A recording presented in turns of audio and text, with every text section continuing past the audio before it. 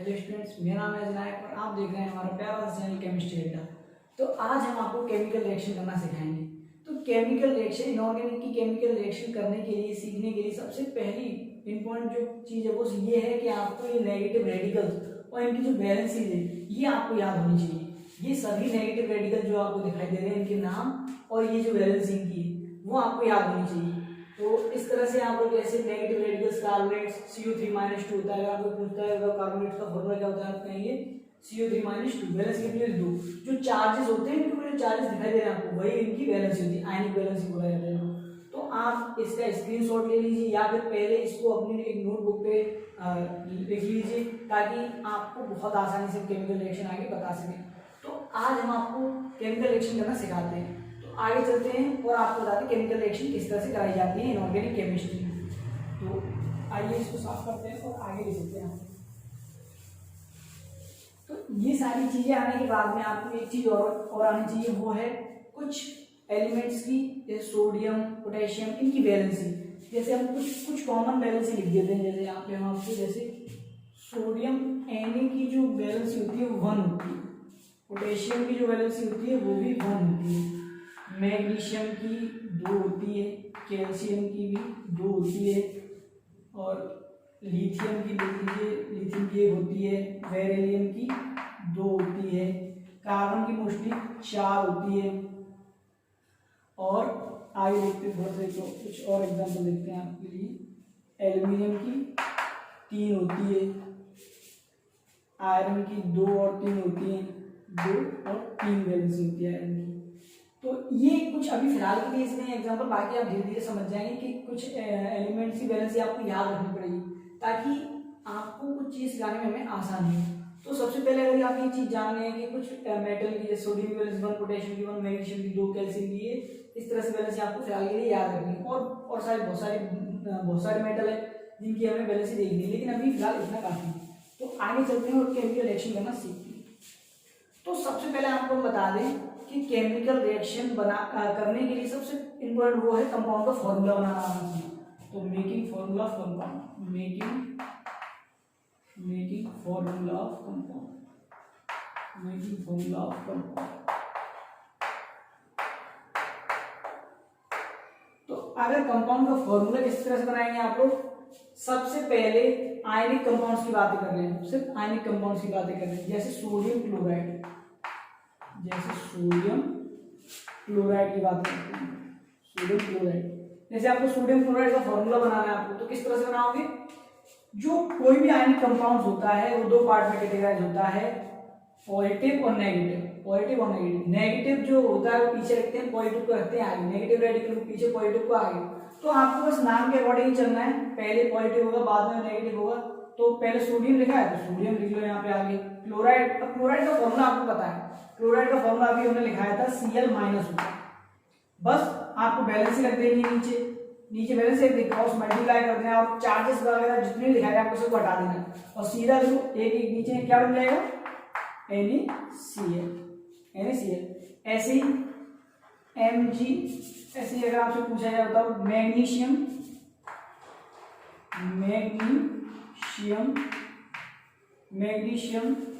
Chloride का formula होता है, मैग्नीशियम क्लोराइड का फॉर्मूला बनाओ। तो आप कैसे बनाओगे?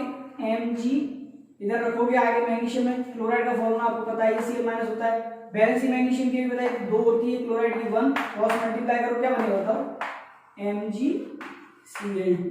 तो इस तरह से कंपाउंड बनाए जाते हैं और ये कंपाउंड बनाना आपको आना चाहिए क्योंकि तभी आप केमिकल रिएक्शन सीख सकते हैं। तो अभी 2 एग्जांपल और देखिए फिर आगे बढ़ते हैं। जैसे अगर आपको एग्जांपल इस तरह से आ जाए, जैसे sodium carbonate,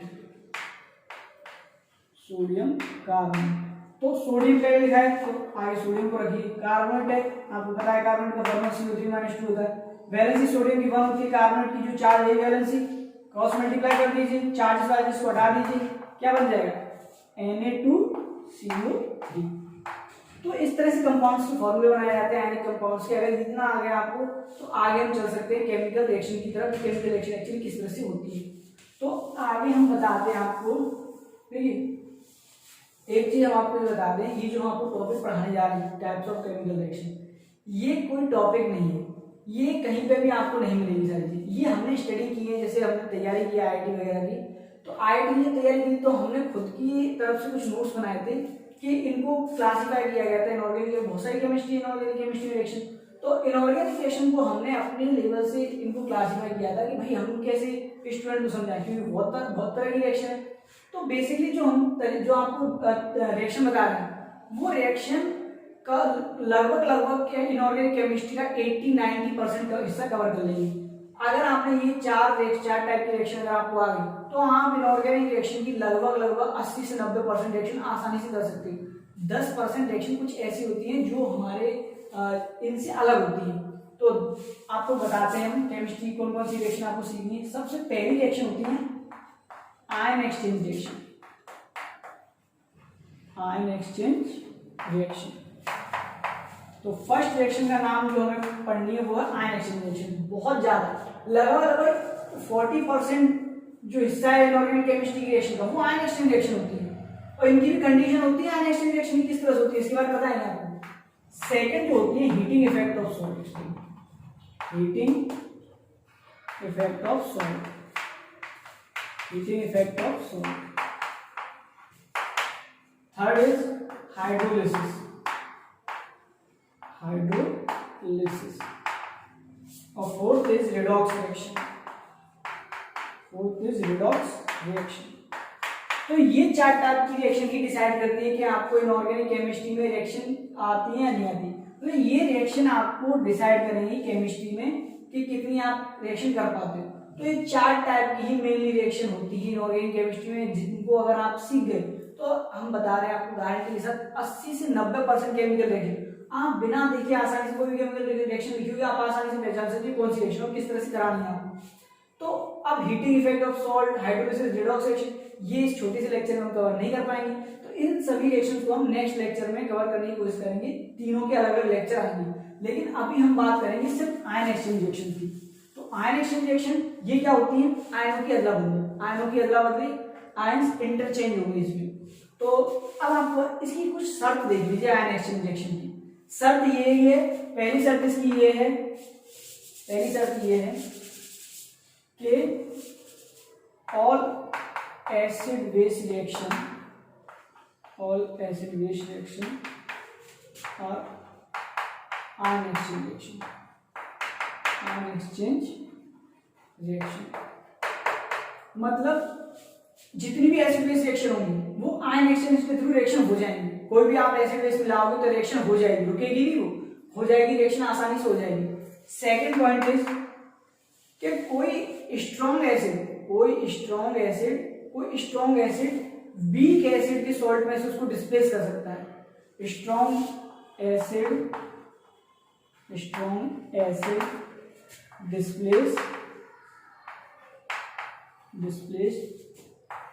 weak acid salt from weak acid salt. Strong acid displace weak acid from salt. मतलब कोई strong acid ion exchange reaction की सेकंड कंडीशन क्या होती है कि कोई रिएक्शन तब पॉसिबल हो सकती है आयन एक्सचेंज जब कोई स्ट्रॉन्ग एसिड वीक एसिड को उसके वीक सॉल्ट में से डिस्प्लेस कर सके। कोई स्ट्रॉन्ग एसिड वीक एसिड के सॉल्ट में से उसको डिस्प्लेस कर सकता है, ये सेकंड कंडीशन होती है आयन एक्सचेंज की।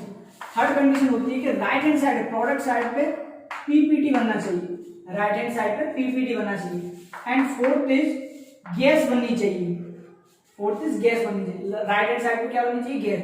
तभी आयन एक्सचेंज रिएक्शन पॉसिबल हो सकती है, अदरवाइज रिएक्शन पॉसिबल नहीं हो सकती। इन चार कंडीशन को ही सेटिस्फाई अगर कोई चीज करेगी तभी आयन एक्सचेंज रिएक्शन होगी, विदाउट इसके रिएक्शन नहीं हो सकती। तो खास करके जो 12th की 11th 12th तो जेई वगैरह की तैयारी कर रहे हैं उन स्टूडेंट्स के लिए बड़ा इंपॉर्टेंट है कि आयन एक्सचेंज जो रिएक्शन होगी केवल चार टाइप से हो सकती है। All acid base reaction, acid base मिला दो रिएक्शन हो जाएगी आयन एक्सचेंज। स्ट्रॉन्ग एसिड ले लो और कोई वीक एसिड का सॉल्ट ले लो, स्ट्रॉन्ग एसिड उसमें से वीक एसिड की सॉल्ट में उसको डिस्प्लेस कर देगा। अगर आयन एक्सचेंज हो रहा है, दो चीज नहीं है आपने, एक को राइट हैंड साइड पे प्रेसिपिटेट बन रहा है तो रिएक्शन आसानी हो जाएगी, गैस बन रही है राइट हैंड तो भी रिएक्शन हो जाएगी।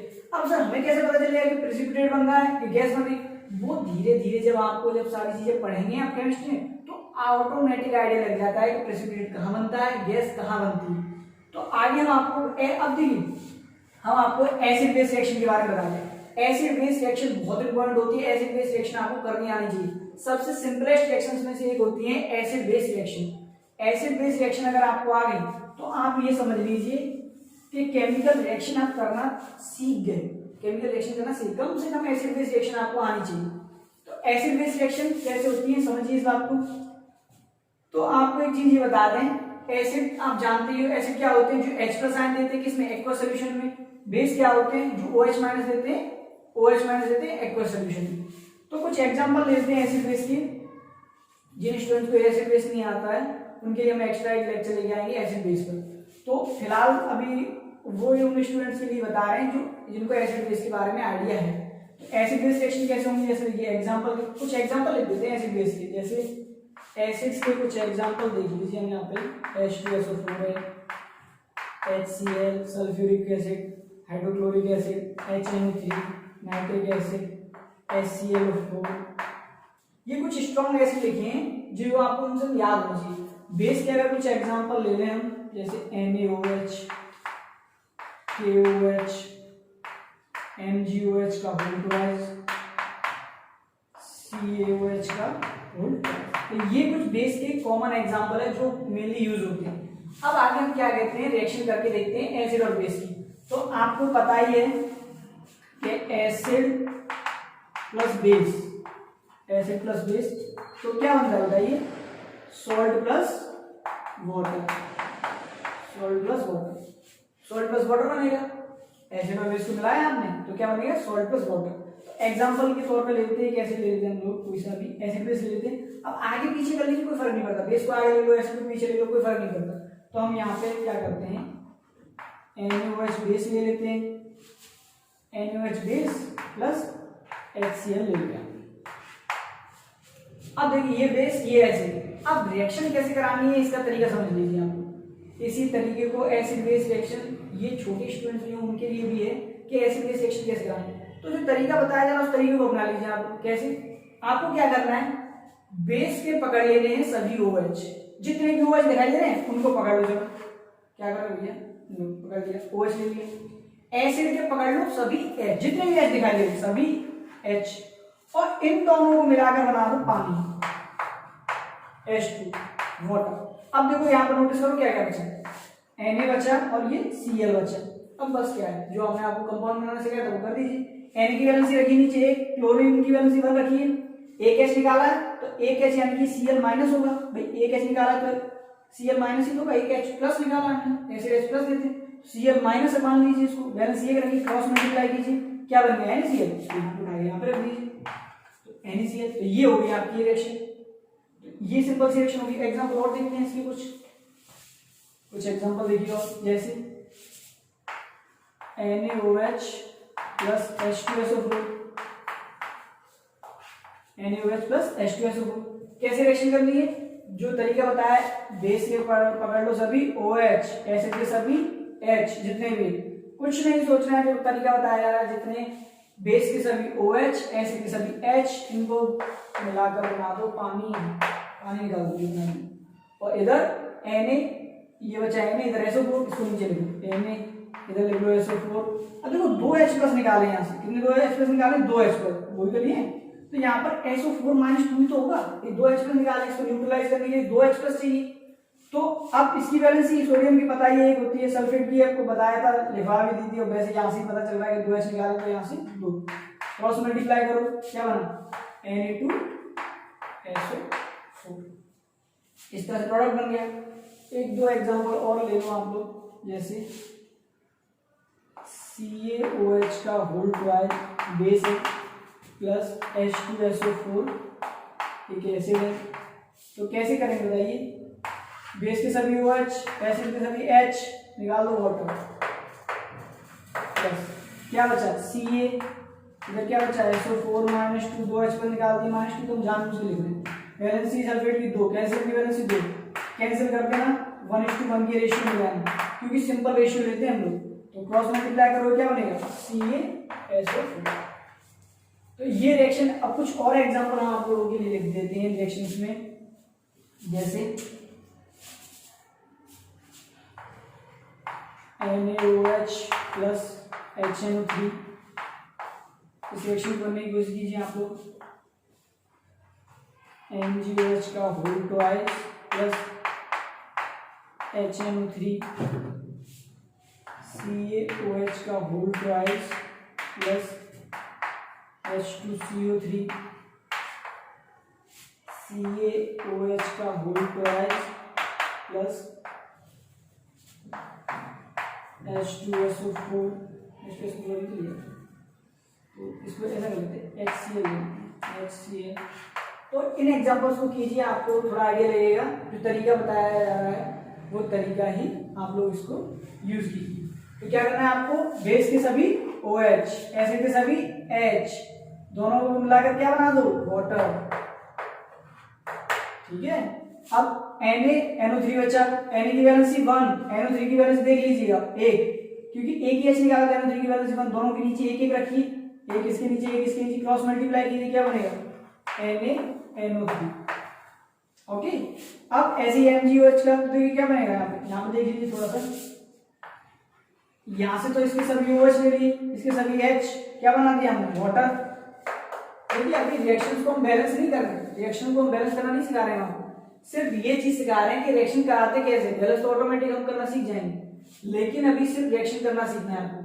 एसिड के सभी H, बेस के सभी OH, बना दो वाटर। और क्या बचा देखो यहाँ पे Mg, उधर क्या बचा, NO3 माइनस, एक H निकाला, वैलेंसी रखो Mg की 2, NO3 की 1, क्रॉस मल्टीप्लाई करो, क्या बनेगा, MgNO3 का होल ट्वाइस। नेक्स्ट ऐसे CO करो, बेस के सभी OH, एसिड के सभी H, वाटर बना दो। अब क्या बचा देखो, CO3 बचा, CO3 बचा, वैलेंसी रखो इसकी 2, इसकी भी 2, देख लीजिएगा कार्बन की, क्या बचा, CO3।